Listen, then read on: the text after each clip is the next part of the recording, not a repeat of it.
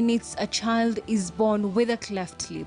As a result, many children end up living with untreated clefts, ending up with difficulties in breathing, eating, hearing, and talking. However, there are people who have channeled their energies and prowess to creating a better environment and life for children born and living with the condition, as well as returning their smile. Smile Train is such an organization led by the regional director.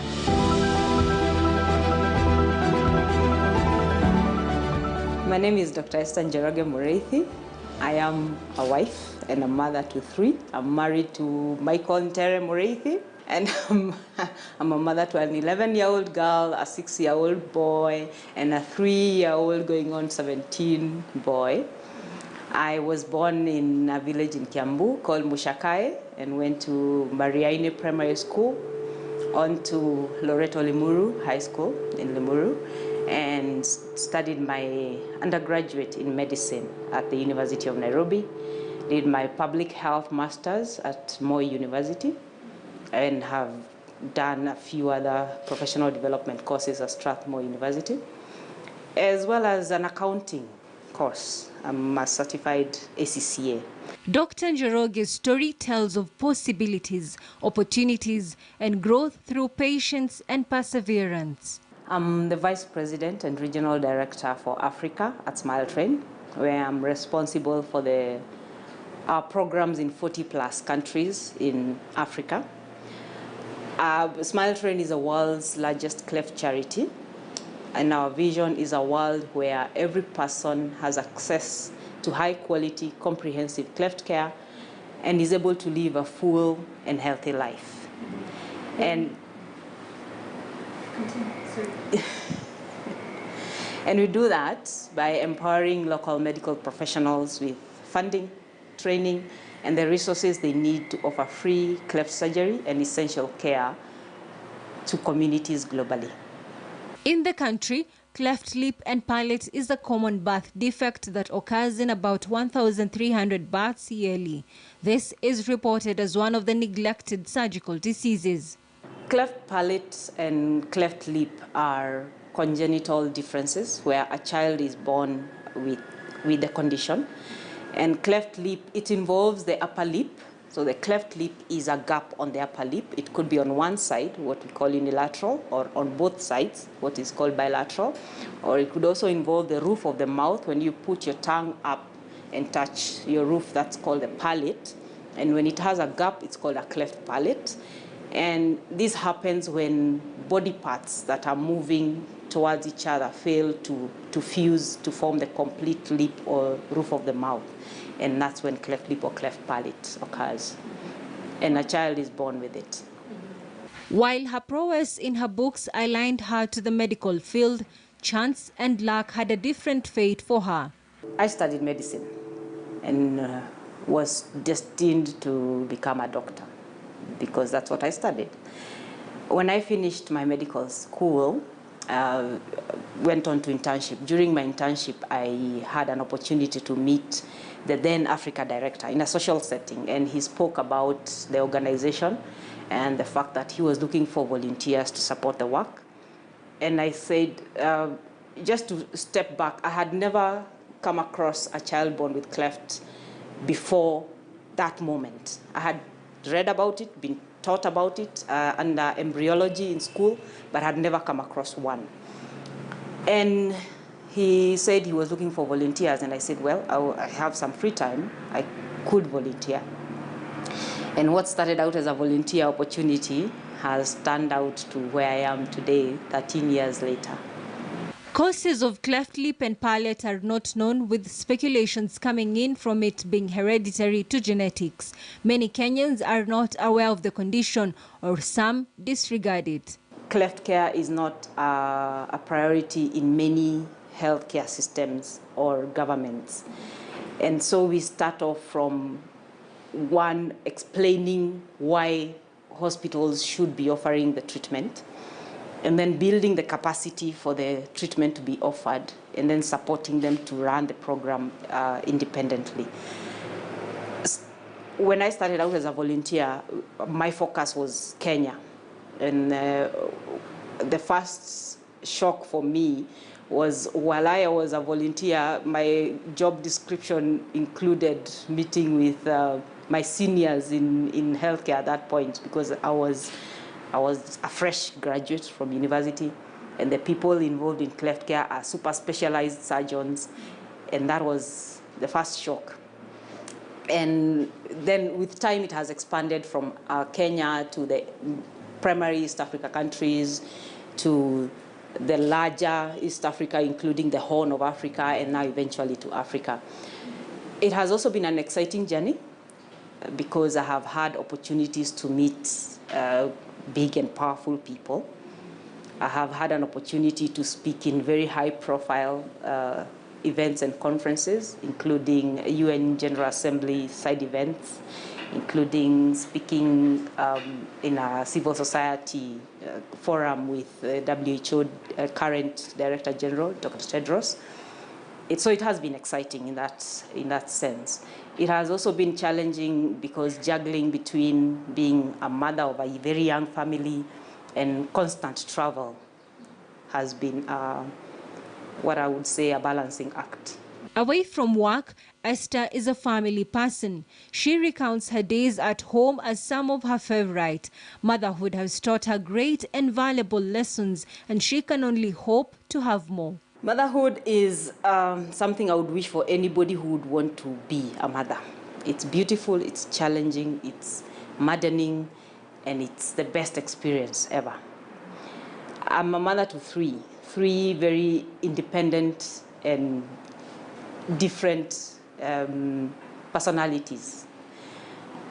My daughter is a small piece of me, strong-headed, very opinionated, and wants to be heard before she's told what to do. And that always creates a lot of, lack of a better word, conflict between me and her, because sometimes you just want the shortcut of I said so, and she wants why. Explain to me why. My second-born son is, he's a gentleman. He's very kind. You know, those people who go and pick stray cats and bring them home and feeds them and wants you to keep them. and he's left-handed. So recently he told me he wants to meet the president of Kenya so that he can tell him he's left-handed and see his reaction. The last born is a mix of the two. He's very independent. He's very vocal, commanding. Recently he told me, "Is there tea in this house?" And I said, "No." "Is there milk in this house?" "Yes." "Is there sugar?" "Yes." Then he looked at me like, "Okay, so why is there not tea in this house?" So motherhood is beautiful, and a journey that I would wish for any woman who would want to have children. Asked if she would want her children to follow her career path.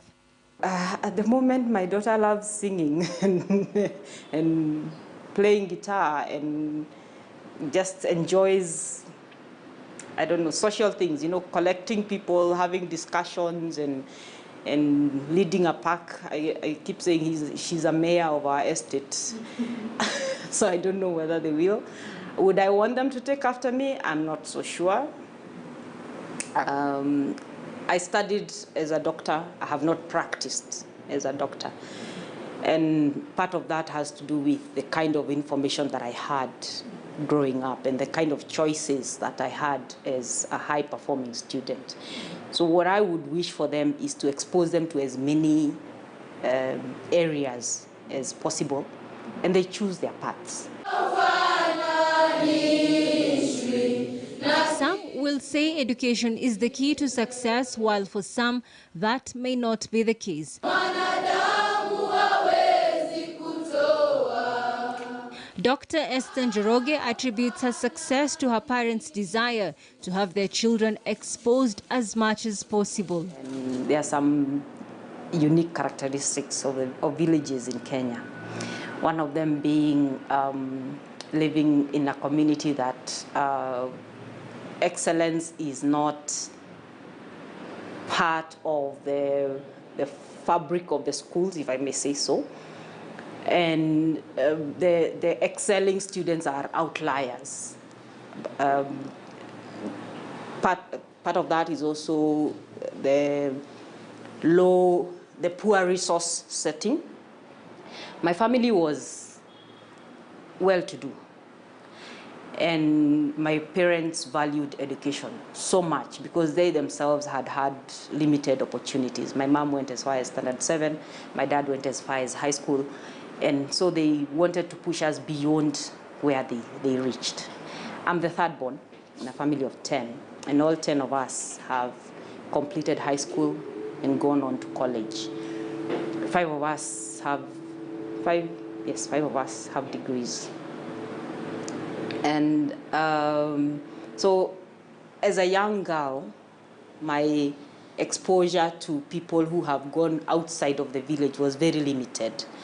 In fact, I remember my desire to join Loreto was through a photograph of a friend whose aunt had gone to the school, and what attracted me was the red uniform. And I said, I want to go to this school. So it was a lot of self-drive and a lot of drive from my parents, but I also had two specific teachers that realized my potential and pushed me beyond what I thought I could do. My maths teacher, there were three Mr. Gitau, so he was Mr. Gitau C, and my and my English teacher, who was Mr. Mohika, and those two gave me extra work outside of the classwork and held me accountable to my potential. And through those three channels, I believe is what led me to excel and rise beyond the village. In the business line, patriarchy remains a problem that might take time to reach uneven ground. Well, my first takeaway is, as you've rightly put it, there are too few women in that space. We've come a long way, but we still have such a very long way. A lot of women reach the middle level, and then for various reasons, very few rise to the higher levels, to the C-suite. And so there's a lot of responsibility for us who are already in that space to reach back and lift those who are reaching the middle level to get to the next level. There's a lot of male dominance, but being in the development world, and let me first speak about my own organization that is very big on women leadership and promoting women leaders, and I believe that's why I have reached where I have, because I have a conducive environment to, not just as a woman leader, as a black woman leader, and being offered those opportunities at the table. And the other lesson is we need to, you see, there are some forums that I am in, and maybe there's only one other colored person in, one other black, let me be very specific, one other black person in that forum. And when I see a photo of a conference and there's only one black person, I don't want to be that one who is the only black one. So when there's an opportunity, grab somebody else and come along. Be the one who pushes for the space to be created for another person to be there. And eventually we'll have many more people at that table. The third lesson is once you get to that level, it's a space that is quite competitive to keep, and you need to keep sharpening your skills and keep abreast and keep reaching for the next available opportunity. The organization has created the opportunities for me to get here. I am also mentoring a lot of women and helping them rise in their leadership journey. And there are a lot of spaces that women have created to help fellow women to rise. However, we can't do it alone. It's not just us women doing it alone. We need the male allyship. Of choices she has made, she's happy that Smile Train was one of them. Under her leadership and teamwork from the other members, the organization has grown over time. So Smile Train was founded in 1999, so it's 22 years today, but has been in Kenya specifically since 2002. That's when we had our first partnership, and I joined in 2008. as a volunteer. So the journey I've seen, when I joined, the organization was very little known and with very few programs, reaching very few patients. To date, we have crossed, just surgeries alone, without counting the other impacts we have had, just surgeries alone, we have crossed the 10,000 mark in Kenya alone. Across the continent, we have crossed over 130,000, just surgeries. Beyond that, because our bread and butter is capacity building, so that there is sufficient capacity on ground for treatment. The growth I have seen is moving from an organization that was very small in terms of the impact to growing to the 40 countries that we are in today, to the offerings of, we have trainings in all cadres of the surgical space, from surgeons, anesthesia providers, nurses, community health workers in the communities, for communities themselves, resources for families, and also growing the team. So when I joined as a volunteer, we were 3 of us. When I became the Africa Director in 2015, we were 4 of us. And today, we are 17, growing that footprint and being able to do so much with such a lean team through the power of partnerships. I'm glad I came here because Maltrain has become like my second skin, and the passion for reaching out to the next child born with cleft, the next family wondering what next, because it's a very scary space for new parents when your child is born and they look different, and especially for somebody who had not had an ultrasound, so had no idea that their child is going to have a complication, and suddenly you see your child and you're wondering, where do I start?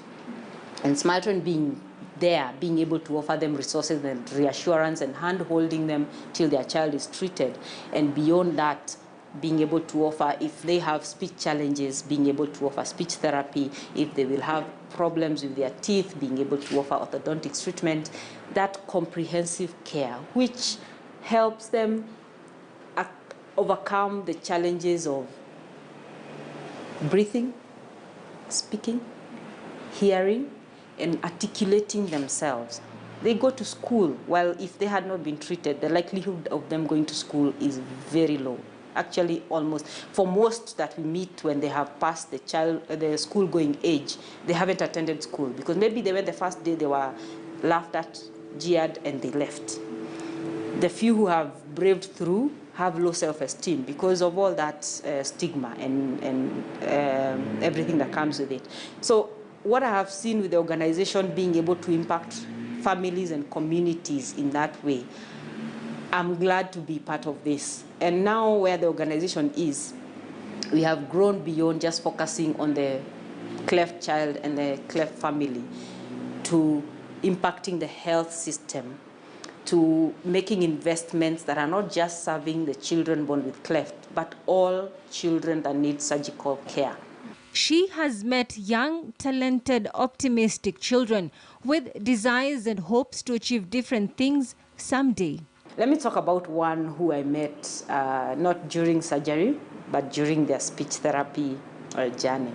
This girl was from Nyeri, and when she came, she had had her surgery in one of our partner hospitals, and when we started speech therapy services, she was among the first ones that were integrated into the speech therapy treatment. And when she came into the program, she couldn't express herself because the treatment for the cleft palate had been after 2 years when speech has already developed. And she couldn't express herself. But by the time I was meeting her, we could have a complete conversation. And I remember her picking at my hair and telling me in Kikuyu that my hair needs a wash. and having a conversation and a laugh about it. And she was all over talking about my hair, my earrings, my necklace. And for me, that is the ultimate success of our programs. that a child who could have grown up not being able to express not just such fun things, but their own needs, is now able to actually express themselves and be understood by children around her and grow up not any different from any other child. Surgical care is one of the spaces that have been not been very adequately addressed, because it has always been viewed as a tertiary care. It's at the referral level that you're offering surgical care. But surgical care starts from the household, from identifying the needs early enough so that they are addressed early enough before they cause disability. And talking about cleft lip and palate, identifying children when they are born and working with the families throughout the journey till they are able to be productive members of society.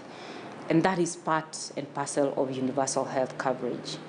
That if my family, the only need we have is that our child was born with cleft, we should be able to access the treatment that we need at a cost we can afford. Right now, my focus is on first my family, because I believe when you have so many balls in the air, you must decide which one, if it crashes, you can live with it. If it crashes, you can't live with it. And having a child who is just preteen, and boys who need to be molded to be wonderful men, as wonderful as their father, I am focusing a lot of my effort on being present for my children. So that means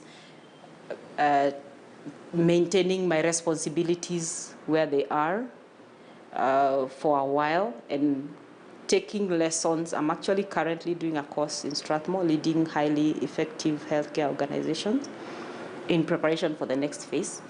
And I honestly can't tell you what the next phase is, but I can tell you where I dream to be. And I dream to be back into public service as a cabinet secretary for health. Some of the memories give her a reason to continue with the quest of maintaining a smile on the children suffering from cleft lips and palates. Saada Hassan for Doctor's Diary.